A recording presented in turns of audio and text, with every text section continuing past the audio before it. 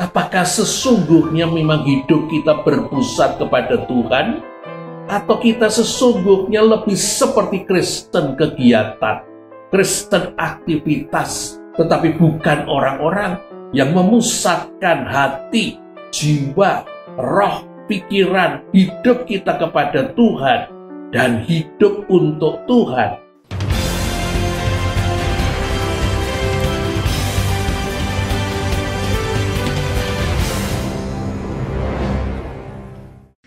Shalom Bapak Ibu, Saudara-saudari, selamat bertemu kembali bersama dengan saya dalam seri Walking with God. Kita sampai pada episode yang terakhir di tahun 2020. Saya akan mengajak Bapak Ibu untuk melihat kisah Ayub sekaligus menjadi refleksi kita di akhir tahun. Apabila Bapak Ibu belum melakukannya, saya ajak untuk subscribe. Dan bila yang Bapak Ibu dengar berguna, silahkan di-share kepada teman-teman yang lain. Mari kita berdoa. Terima kasih ya Tuhan, oleh karena Tuhanlah yang mengasihi kami, setia di sepanjang kehidupan kami, hari demi hari, minggu, bulan, hingga kami boleh menjalani sepanjang tahun 2020 ini hingga akan hampir pada akhir. Kami bersyukur untuk segala sesuatu yang boleh kami terima, kami alami, bahkan juga yang kami lakukan, oleh karena lebih dari yang mampu kami sadari dan kami insiapi. Tuhan menyertai kami, menolong kami, memimpin kami, dan memberkati kami.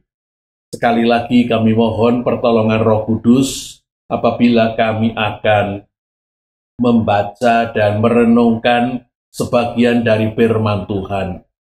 Berilah kami pewahyuan, berilah kami hikmat, dan berilah kami iman. Tolonglah alat yang menjadi perantaraan firman, layakkan, kuduskan, dan mampukanlah ia untuk dapat berkata-kata seturut dengan kehendak Tuhan, tetapi juga agar kata-katanya dapat kami ikuti dan kami mengerti. Kami sudah berdoa memohon di dalam nama Tuhan kami yang hidup, Tuhan Yesus Kristus. Amin. Mari saya ajak untuk membaca dari dua bagian kitab Ayub. Yang pertama kitab Ayub pasal yang pertama, mulai ayat yang ke-17 sampai dengan 22. Dan nanti Ayub pasal 42 ayat pertama sampai dengan ayat yang ke-6. Mari kita baca terlebih dulu Ayub pasal yang pertama ayat 17 sampai dengan 22. Dituliskan demikian: Sementara orang itu berbicara, datanglah orang lain dan berkata, orang-orang Kasdim membentuk 3 pasukan, lalu menyerbu unta-unta dan merampasnya, serta memukul penjaganya dengan mata pedang. Hanya aku sendiri yang luput, sehingga dapat memberitahukan hal itu kepada Tuan. Sementara orang itu berbicara, datanglah orang lain dan berkata, anak-anak Tuan yang laki-laki dan yang perempuan sedang makan-makan dan minum anggur di rumah saudara mereka yang sulung. Maka tiba-tiba angin ribut bertiup dari seberang padang gurun. Rumah itu dilandanya pada 4 penjurunya dan roboh menimpa orang-orang muda itu sehingga mereka mati. Hanya aku seorang diri yang luput sehingga dapat memberitahukan hal itu kepada Tuan. Maka berdirilah Ayub, lalu mengoyak jubahnya dan mencukur kepalanya. Kemudian sujudlah ia dan menyembah, katanya, dengan telanjang aku keluar dari kandungan ibuku, dengan telanjang juga aku akan kembali ke dalamnya. Tuhan yang memberi, Tuhan yang mengambil, terpujilah nama Tuhan. Dalam kesemuanya itu Ayub tidak berbuat dosa dan tidak menuduh Allah, berbuat yang kurang patut.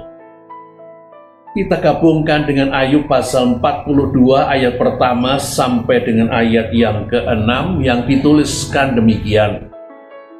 Maka jawab Ayub kepada Tuhan, "Aku tahu bahwa Engkau sanggup melakukan segala sesuatu dan tidak ada rencanamu yang gagal. Firman-Mu, siapakah dia yang menyelubungi keputusan tanpa pengetahuan? Itulah sebabnya tanpa pengertian aku telah bercerita tentang hal-hal yang sangat ajaib bagiku dan yang tidak ku ketahui. Firman-Mu, dengarlah, maka akulah yang akan berfirman. Aku akan menanyai Engkau supaya Engkau memberitahu aku. Hanya dari kata orang saja aku mendengar tentang Engkau. Tetapi sekarang mataku sendiri memandang Engkau. Oleh sebab itu aku mencabut perkataanku, dan dengan menyesal aku duduk dalam debu dan abu." Bapak, Ibu, saudara-saudari yang dikasihi oleh Tuhan Yesus Kristus, sejak pandemi COVID-19 sekitar bulan Maret sampai saat ini, pengalaman bagi banyak orang adalah pengalaman kehilangan. Dan kita pasti juga merasakannya, ada sesuatu yang hilang di dalam kehidupan kita, perubahan yang sepertinya 180 derajat. Dan kalau saya mencoba untuk mencari siapakah tokoh yang paling banyak mengalami kehilangan, dan kita menemukan tokoh Ayub. Kita membaca kalau lebih lengkap di dalam Ayub pasal yang pertama, Ayub kehilangan seluruh harta miliknya yang pada waktu itu berupa ternak, kambing domba, lembu, unta, dan keledai. Masing-masing kawanan hewan ini mengalami musibah.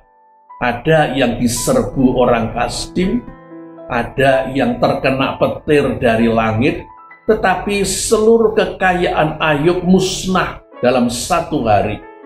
Dan masih belum berakhir. Oleh karena ketujuh anak laki-lakinya dan ketiga anak perempuannya yang seringkali bergiliran mengadakan pesta di rumah salah seorang saudara pria. Kali ini mereka ada di rumah kakak sulung. Ketika mereka makan dan minum anggur, ada angin dari padang gurun yang merobohkan rumah mereka dan menimpa mereka, sehingga ke-10 anak Ayub meninggal dalam satu kesempatan pada hari yang sama. Dan di tengah-tengah mengalami musibah yang begitu besar dan begitu berat, kita menemukan Ayub di dalam duka cita mengoyakkan bajunya, mencukur rambutnya.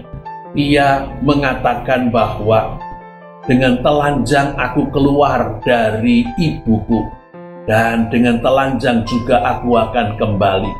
Tuhan yang memberi, Tuhan yang mengambil, terpujilah Tuhan.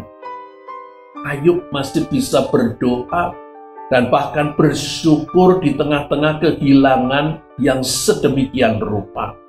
Tetapi kehilangan Ayub masih berlanjut, oleh karena kita yang membaca kitab Ayub tahu, di surga Tuhan dan si jahat melakukan percakapan, oleh karena si jahat menuntut untuk menampi Ayub seperti ia ingin menampi Simon Petrus pada waktu Simon Petrus melakukan tindakan yang salah, yaitu mengucapkan kata-kata sombong, akan bersedia menderita bersama dengan gurunya Yesus. Iblis ingin menjatuhkan Ayub, oleh karena Ayub hidup saleh, Ayub hidup berbakti kepada Tuhan, Ayub hidup melekat kepada Tuhan, dan Tuhan memberkati Ayub dan memberkati Ayub. Makanya si jahat kemudian mengatakan bahwa memangnya Ayub akan tetap berbakti. apabila engkau tidak melindungi miliknya, apabila Ayub kehilangan ini dan itu, bahkan apabila ia lebih banyak kehilangan dan kehilangan semuanya. Dan ketika Tuhan mengizinkan si jahat menyentuh harta milik Ayub, bahkan anak-anaknya sehingga semuanya hilang, ada yang mati, ada yang dicuri, dan ke-10 anak Ayub meninggal. Ayub masih tetap berbakti kepada Tuhan. Tuhan membanggakan Ayub. Tetapi si jahat kemudian berkata, pastilah orang akan merelakan seluruh miliknya hilang, ketimbang tubuhnya sendiri yang akan terkena musibah. Lalu Tuhan berkata, kuserahkan tubuhnya kepadamu, tetapi jangan sentuh jiwanya. Lalu Ayub dalam 1 hari juga mengalami sakit bara, sehingga kulitnya kemudian timbul bisul-bisul yang bernanah.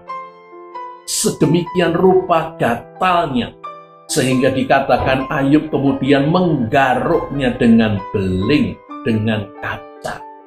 Ayub kehilangan kesehatannya, Ayub terkena sakit yang sangat gatal, dan itu masih ditambah oleh karena istrinya kemudian berkata, masihkah engkau berbakti kepada Allah?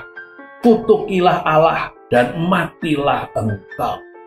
Bapak Ibu saudara-saudara yang dikasihi oleh Tuhan Yesus Kristus, Ayub kehilangan seluruh kekayaannya, Ayub kehilangan ke-10 anaknya, Ayub kehilangan kesehatan tubuhnya, dan Ayub kehilangan persekutuan dengan istrinya. Mereka mulai tidak lagi sepakat. Ayub mulai dilanda kesepian. Dan situasinya kemudian berlanjut oleh karena datang 3 orang sahabat Ayub hendak menghibur. Dan ketika mereka melihat keberadaan Ayub sampai pada tubuhnya yang penuh dengan bara, mereka tidak mampu berkata-kata. Mereka hanya duduk bersama sekitar 1 minggu lama. Tetapi akhirnya mereka mulai berbicara. Dan ketiga sahabat Ayub, Elifas, Bildad, dan Sofar, ternyata tidak mendatangkan penghiburan sebagaimana yang diharapkan oleh Ayub. Oleh karena ketiga sahabat Ayub ini sesungguhnya bertitik tolak dari apa yang mereka anggap sebagai pegangan mereka masing-masing, menuduh Ayub bahwa Ayub pasti sudah berbuat dosa. Dikatakan Elifas berdasarkan penelitian juga moral agama dan filsafat mengatakan jikalau Ayub tidak berdosa besar, sengsara itu tidak akan datang kepadanya. Masih mengandaikan walaupun realitanya Ayub terkena bencana. Bildad, seorang yang bertitik tolak dari hukum agama, dan karena itu dia menyuarakan sejarah selama ini hukum agama sudah berbicara apa.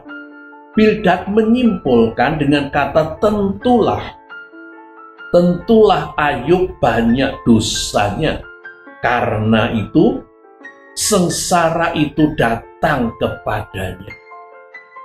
Dan orang yang ketiga, Sofar, lebih kasar dari Elifas dan Bildad, bertitik tolak dari dugaan dan berpegang pada dogma agama, menuduh dengan kata adalah Ayub adalah seorang berdosa, maka telah sepatutnya ia menanggung sengsara. Bapak Ibu saudara-saudari yang dikasihi oleh Tuhan Yesus Kristus, percakapan Ayub dengan ketiga sahabatnya ini memakan bagian yang panjang, oleh karena Elifas dan Bildad berbicara dalam 3 termen, dan Sofar berbicara dalam 2 termen. Dan masing-masing kemudian ditanggapi dan dijawab oleh Ayub. Bapak, Ibu, saudara-saudara yang dikasihi oleh Tuhan Yesus Kristus, disinilah letak dari makna kitab Ayub ini.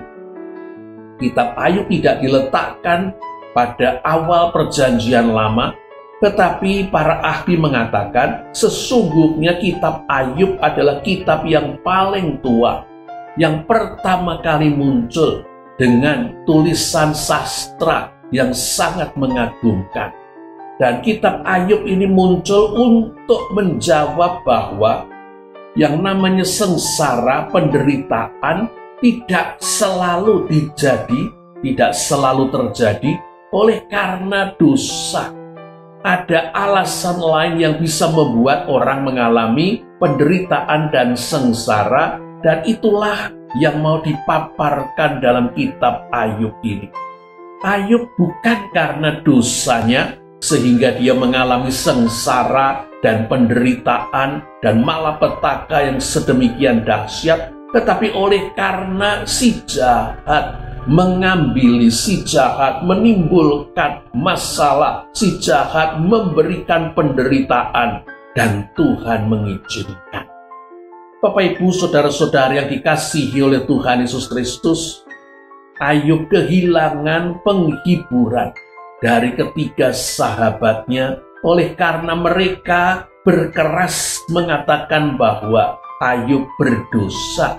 Jikalau Ayub tidak berdosa, tentunya tidak terkena masalah. Jikalau Ayub ternyata terkena masalah, tentulah Ayub itu berdosa. Karena Ayub orang berdosa, adalah orang berdosa, sudah sepatutnya Ayub menerima hukuman dan penderitaan. Bapak, Ibu, saudara-saudara yang dikasihi oleh Tuhan Yesus Kristus, di dalam perdebatan yang panjang inilah Ayub kemudian mulai terbawa, berusaha untuk menegaskan bahwa bukan karena kesalahan dan dosa yang besar ia patut untuk menerima semuanya ini. Ia tidak bersalah dan berdosa sebagaimana yang dituduhkan ketiga sahabatnya. Dan suaranya kemudian menjadi melampaui batas. Oleh karena Ayub kemudian menuduh Tuhan melakukan hal-hal yang jahat kepada dirinya. Misalnya di dalam pasal 16 ayat yang ke-12, aku ditegakkannya menjadi sasarannya. Aku dihujani anak panah, ginjalku ditembusnya dengan tak kenal belas kasihan. Ayub ingin untuk berbicara dengan Tuhan. Aku hendak berbicara dengan Yang Maha Kuasa. Aku ingin membela perkaraku di hadapan Allah.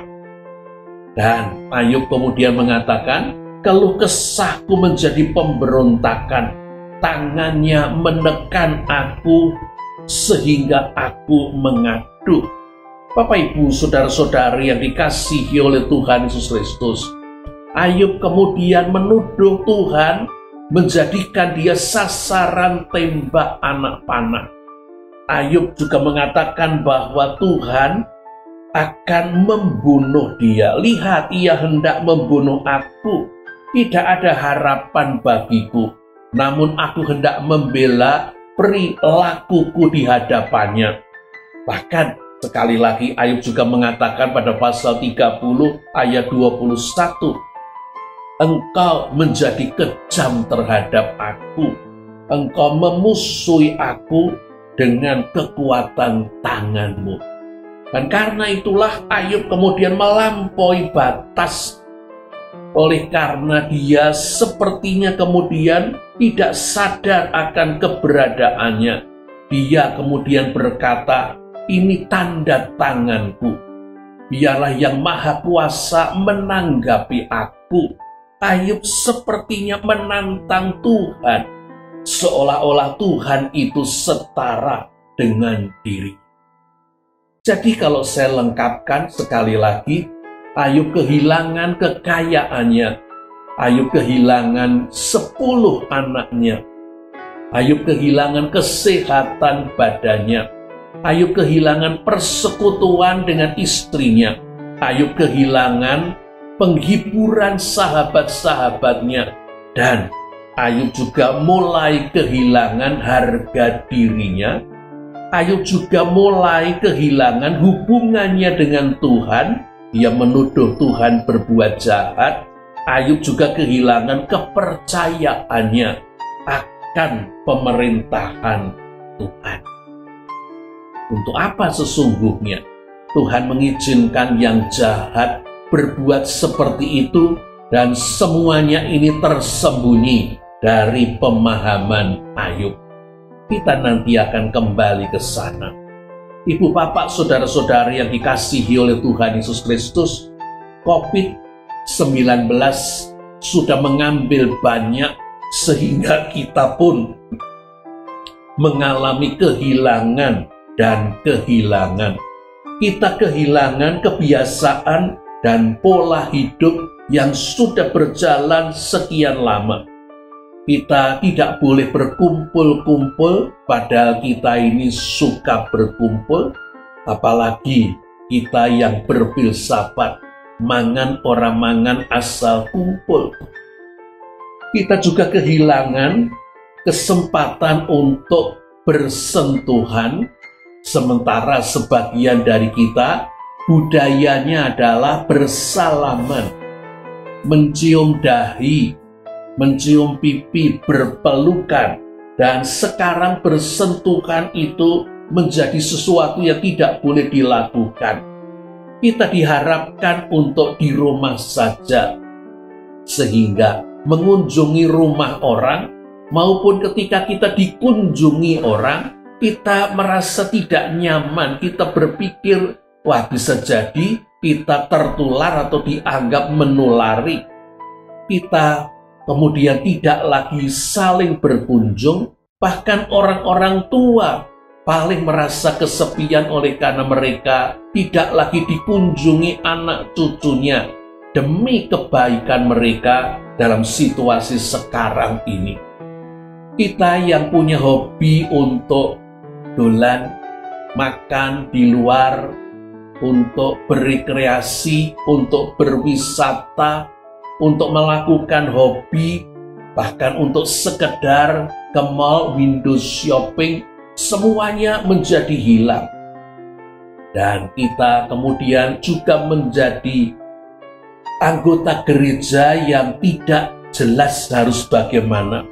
Gereja-gereja yang tidak memiliki sistem pembinaan melalui kelompok kecil, selalu bertemu dalam pembinaan ibadah dalam kelompok besar, mengumpulkan orang banyak. Di masa COVID ini menjadi kalang kabut.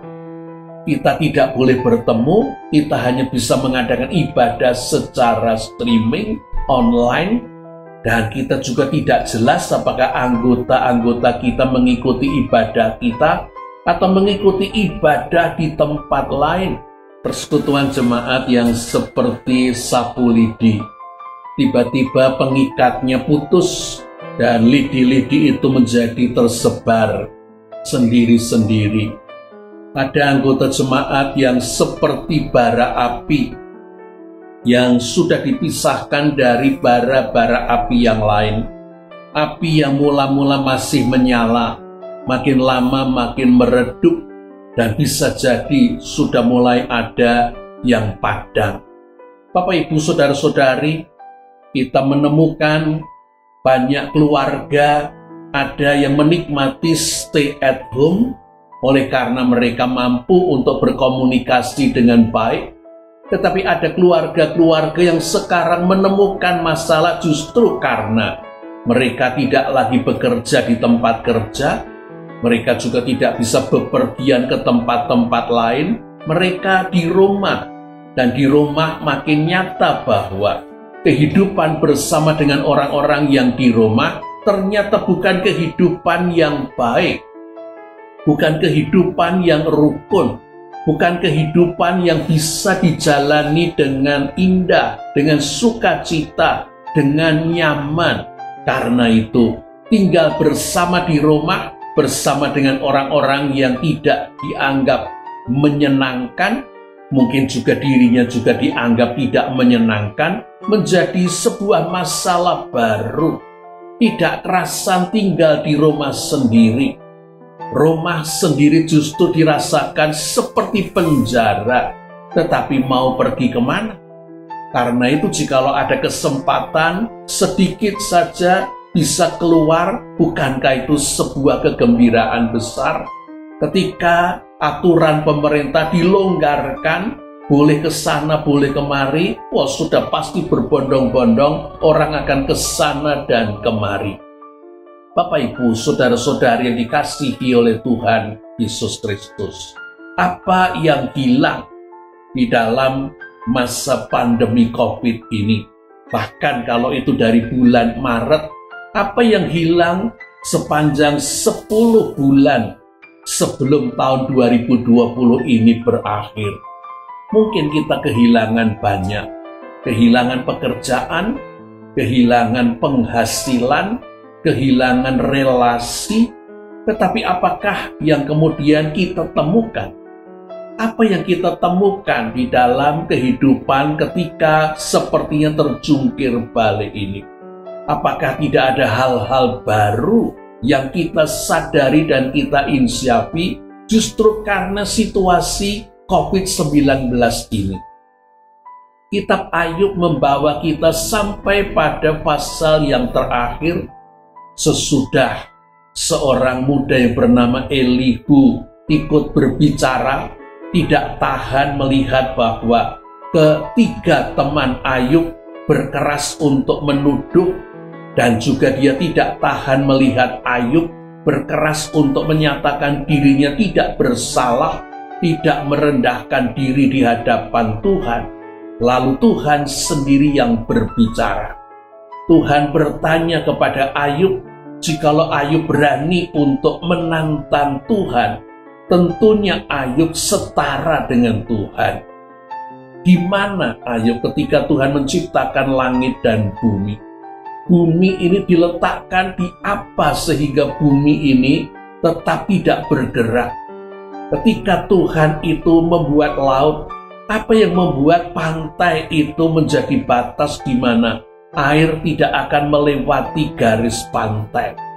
Ayub, apakah engkau tahu binatang yang namanya kuda Nil, yang walaupun di tengah-tengah sungai yang berombak dan bergolak, dia tetap akan tahan berdiri, bahkan berendam? Bagaimana dengan yang namanya buaya, binatang yang dibuat oleh Tuhan, seperti memakai pakaian besi, baju sirah, yang punggungnya tidak tembus oleh sebagian senjata? Ayub ditanya ini dan ditanya itu, dan makin ditanya Ayub makin sadar Tuhan terlalu besar dan dia terlalu kecil. Terlalu berani dia minta pertanggungan jawab Tuhan, seolah-olah Tuhan harus mempertanggungjawabkan apa yang ia lakukan. Dan juga Ayub merasa dirinya benar dan benar. Apakah kebenarannya sesungguhnya bukan merupakan sebuah kesombongan? Ayub berpusat pada dirinya dan tidak berpusat pada Tuhan. Ayub membela perkaranya, tetapi Ayub tidak belajar untuk percaya kepada Tuhan. Ayub tidak belajar untuk mempersilahkan Tuhan melakukan apa yang Tuhan ingin lakukan. Ibu, bapak, saudara-saudari yang dikasihi oleh Tuhan Yesus Kristus, bukankah COVID-19 mengajak kita untuk meneliti ulang apa yang paling penting yang harus terjadi dalam kehidupan kita? COVID-19 mengajak kita untuk melakukan apa yang penting dan terpenting, yaitu hidup bersama dengan orang-orang yang paling dekat, keluarga, supaya rumah menjadi home sweet home, bukan house, sekedar bangunan rumah, supaya kita menjadikan rumah kita itu tempat tinggal bersama, bukan sekedar losmen atau titik kumpul, Saat kita pulang kerja dalam kelelahan menjadi tempat kita menuju arah pulang.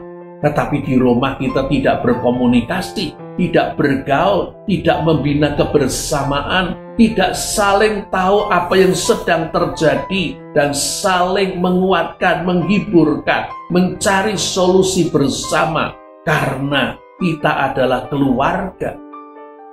Bagaimana dengan kehidupan kita dengan Tuhan? Bisa jadi kita mengeluh, bisa jadi kita ribut selama COVID-19 ini. Oleh karena kita ingin melakukan keinginan-keinginan kita yang tidak bisa dilakukan. Ingin nonton, ingin tour, ingin rekreasi, ingin ini dan ingin itu. Dan semua tidak bisa dilakukan. Tetapi pertanyaannya adalah apa keinginan Tuhan untuk diri kita? Jikalau sekian lama kita beralasan bahwa tidak ada waktu untuk membaca kitab suci, karena kitab suci itu butuh konsentrasi untuk dibaca, karena kitab suci itu sulit, bahan yang sudah tua sekali, kita tidak punya cukup waktu. Apakah COVID-19 memberi waktu? Kita seringkali juga merasa tidak punya waktu untuk berkomunikasi dengan Tuhan. Agenda kita itu sudah padat. Kita tidak punya cukup waktu untuk berdoa. Apakah COVID-19 tidak memberi kesempatan yang cukup banyak waktu untuk kita berdoa? Bahkan bukan cuma berdoa sendiri, tetapi berdoa sebagaimana yang dianjurkan di dalam Matius pasal 18, di mana 2-3 orang berkumpul dalam namaku, aku ada, aku hadir. Apakah COVID-19 tidak memberi kesempatan untuk kita berdoa bersama dengan keluarga? Bahkan lebih jauh, apakah COVID-19 tidak memberi kesempatan untuk kita membangun mesbah keluarga? Berbakti bersama dalam kelompok kecil keluarga kita.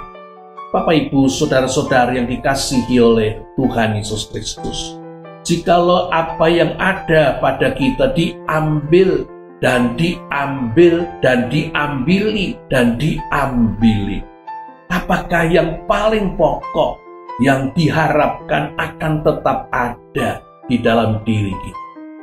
Kiranya itulah iman. Kiranya itulah hubungan kita dengan Tuhan. Kiranya itulah persaudaraan dengan saudara-saudara kita seiman. Oleh karena itu yang bernilai kekal. Diceritakan pada tahun 1665 wabah melanda London. Dan banyak orang yang meninggal, toko-toko tutup, anak-anak menjadi yatim piatu, orang tua meratap, tiap hari ada yang meninggal dan tidak cuma 1-2. Lalu banyak orang berusaha untuk mendapatkan kekuatan. Banyak orang berusaha untuk mendapatkan penghiburan. Dan mereka kemudian datang ke gedung gereja. Gedung gereja penuh dengan banyak orang yang sesungguhnya membutuhkan pertolongan Tuhan dan saling menguatkan dengan kebersamaan mereka. Dan pendeta yang ada membacakan dari Habakuk pasal yang ketiga, sekalipun pohon ara tidak berbunga, pohon anggur tidak berbuah, hasil pohon zaitun mengecewakan, sekalipun ladang-ladang tidak menghasilkan bahan makanan, kambing domba terhalau dari kurungan, tidak ada lembu sapi dalam kandang, namun aku akan bersorak-sorai di dalam Tuhan. Aku akan beria-ria di dalam Tuhan Allahku. Seorang bapak yang sudah ditinggal istrinya, dia memiliki 4 orang anak. Bapak ini bernama Patrick. Dia juga dalam situasi ketakutan. Dia takut kalau anak-anaknya meninggal, dan karena itu dia berdoa. Dan sesungguhnya inilah pertama kali dia berdoa dengan sungguh-sungguh. Dia minta supaya Tuhan tidak mengambil anak-anaknya, supaya dia tidak kehilangan anak-anaknya. Oleh karena itulah sesungguhnya pemberian berharga dari istrinya dan dari Tuhan. Dan di tengah-tengah dia berdoa dan berdoa, tiba-tiba sebuah keinsiapan muncul, yaitu dia sadar ternyata selama ini dia sudah lama mengabaikan doa dan mengabaikan Tuhan. Dia lebih khawatir soal pohon ara, pohon zaitun, soal ternak, soal hasil panen daripada perkara Kristus. Ia menangis, ia mengakui dosanya, dan ia berdoa terus sampai ia menemukan kedamaian. Dan peristiwa wabah itu kemudian dapat terlewatkan. Tetapi 1 tahun berikutnya dia mengalami hal yang senada. London mengalami kebakaran besar, dan kebakaran itu akan menghanguskan gudang tempat di mana semua harta miliknya ada. Namun kali ini dia memiliki iman, dia tidak takut dan tidak khawatir, oleh karena dia meyakini bahwa Tuhan ada dan Tuhan menyertai dia. Dan Patrick ini kemudian mengatakan bahwa Tuhan memakai wabah dan api untuk menyelamatkan jiwanya dari kemusnahan. Tuhan mengancam untuk mengambil pemberian-pemberiannya supaya dia menunjukkan pandangannya kepada Sang Pemberi. Ibu, bapak, saudara-saudari yang dikasihi oleh Tuhan Yesus Kristus, bisa jadi sesungguhnya mayoritas umat manusia, mungkin termasuk kita, sudah mengabaikan Tuhan, sudah tidak lagi menunjukkan pandangan kita kepada Tuhan, bahwa kita Kristen masih beribadah hari Minggu, masih mengikuti acara pembinaan ini dan itu. Apakah sesungguhnya memang hidup kita berpusat kepada Tuhan? Atau kita sesungguhnya lebih seperti Kristen kegiatan, Kristen aktivitas, tetapi bukan orang-orang yang memusatkan hati, jiwa, roh, pikiran, hidup kita kepada Tuhan, dan hidup untuk Tuhan, hidup melayani Tuhan, hidup sebagai hamba Tuhan? Ataukah kita sedang seperti Ayub mencari pembenaran hidupnya sendiri? Kita sedang mencari kenyamanan kita sedang mencari kebesaran kita sedang berpusat pada diri kita sendiri.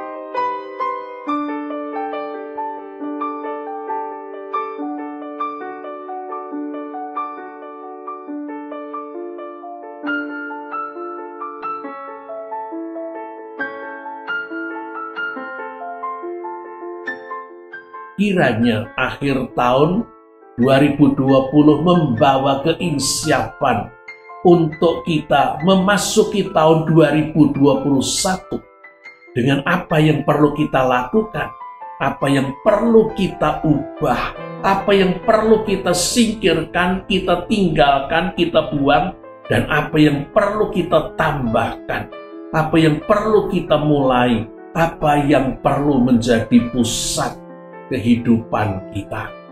Tuhan, bukan diri kita.